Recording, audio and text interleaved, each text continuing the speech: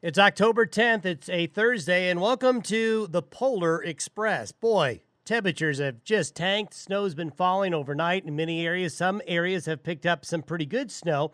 Some areas have just gotten enough to make roads and highways slick. A heavy band of snow moved through the southeast parts of Wyoming and western Nebraska, and a band of heavy snow getting the I-25 corridor in northern Colorado from the Cheyenne area south to near Denver, making for some very hazardous travel. Road closures have already taken place.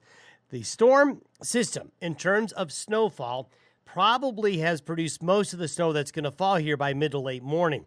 As we get into the afternoon hours, we're mainly going to be on the back edge of the storm, where cold air will funnel in. Occasional periods of snow and snow showers will continue, but the heavier snow bands and the heavier snow will be falling early today across the region. The story after that will be the cold. The air coming in with this storm is coming right out of the Northwest Territories, and that's going to be funneling in some extremely cold temperatures and possibly record cold temperatures tonight. Now, some of you may be wondering, how could we go from such unseasonably warm weather to where we are now? Well, while we were so unseasonably warm for most of September and early October, it was the opposite over in Siberia.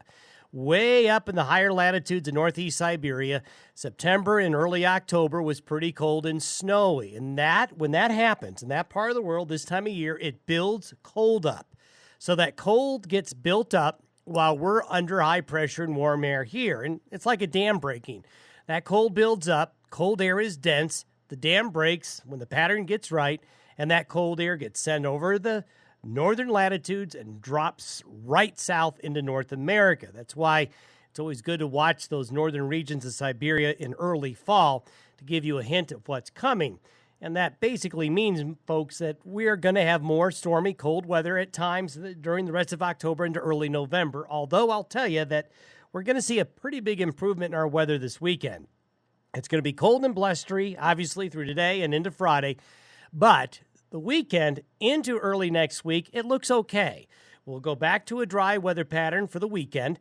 There's a small front that could bring a few showers to northern Wyoming and Montana and South Dakota Monday into Tuesday, but I think through the weekend and into Columbus Day, most of you will enjoy sunshine and a return to dry conditions. Now, it won't be terribly warm, although temperatures will be in many areas back into the 50s and 60s by Sunday and Monday. In the meantime, you're going to have to deal with winter weather, very poor travel and livestock weather conditions for the next 24 hours. The weather will be at its worst this morning into early afternoon, and then skies clear tonight, and just be ready for some very cold October temperatures heading into Friday night, then better weather for the weekend. Thanks for listening to the Day Weather Podcast. Talk to you on Friday.